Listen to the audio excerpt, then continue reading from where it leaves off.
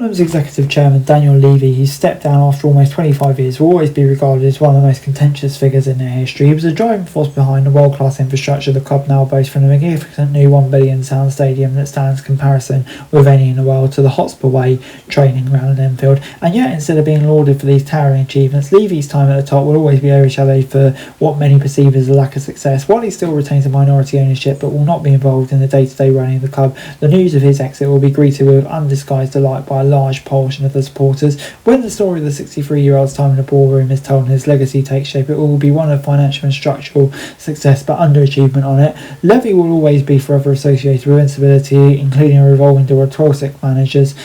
Spurs reached 16 semi-finals and 7 finals, not including the recent Super Cup, and it always the lack of silverware that will always cast a dark cloud over his chairmanship. History will be kind when his achievements off the field are affected them, but there can be no escaping failures on it. They competed in Europe on a regular basis and an almost permanent presence in the top half of the Premier League, but meaningful success escaped them and Levy. In his time at the helm, Spurs won only the League Cup under Ramos in 2008, then the Europa League in 2025 before sacking Ange Postecoglou days later. Spurs came closest to the biggest prize of all, reaching the Champions League final in 2019, only to lose to Liverpool. But even then, what promised to be the start of a new golden era ended in acrimony, with the aftermath of Mauricio Pochettino being sacked soon after. It provided fuel for Levy's critics, who felt his determination to run Spurs financially well often translated into a lack of ambition on the pitch. His business acumen was never in doubt, with him being one of the masterminds behind one of the most profitable clubs in Premier League history. This was never transformed into success with silverware, though.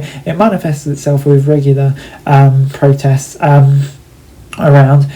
Thomas Frank became the 14th Premier League manager that he worked with after succeeding Postecoglou. He attracted, proven winners, Jose Mourinho, Antonio Conte, but they couldn't even get a trophy. There was also the botched appointment of Nuno, who only lasted 4 months. For all the twists and turns, consistency was an ability to come out short until the Europa League was won. Levy's reputation as a hard-headed businessman, with Alex Ferguson firmly describing him as more painful to deal with than a hit replacement, disguised the rarely seen softer side. Those close to Levy claimed he was hurt, a workaholic chairman whose only interest was to run them well off the pitch, so that the failures caused him as much pain as any supporters, and if he didn't care, that was plain as nonsense. There's no ice with supporters group change for Tottenham, who staged sit-down protests, or the supporters trust, who were critics of him. Change has been in the wind for Spurs in recent months, leading to speculation about future ownership, but Levy's departure is a seismic moment. Vinay Vetson, previously CEO at Arsenal, was Spurs' new CEO in April, while Peter Charrington becomes new non-executive chairman, a new role.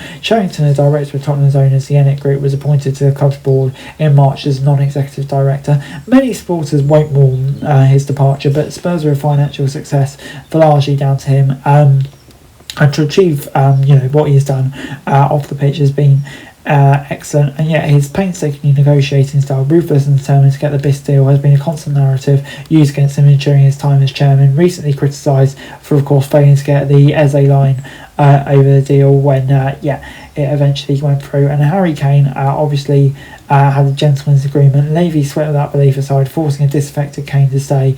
Spurs eventually sold him to Bayern in what was a sensible deal, but those who described Levy as a shy, quiet, hard-working, not the cold character that some people may insist he is, and sources familiar with Levy felt some of his problems did come about because he didn't surround himself with the best people, and his discomfort publicly speaking meant his messages didn't always get across. Levy's also invited widespread criticism when he used the government's furlough scheme during the pandemic, when he phased out concessions tickets for seniors, etc. etc. The Europa League winners May was a rare sighting of the private Levy at the post-match victory parade. Wearing a Spurs shirt, he grabbed the microphone and said, "We're champions, this has been a long time coming. Thank you to Ange, coaching staff, players, you've all gone down in history." Hopefully it gets us on the road to more. And now Levy stepped away, Postecoglou has. It's going to be very interesting to see where Tottenham go from here. Anyway guys, that's it for this video. Thanks very much for watching. Remember to like, share, subscribe, follow us on our socials, link in the description below for daily football news, meme and content. Subscribe to our other channels on screen right now, that'd be greatly appreciated. Thanks very much for watching.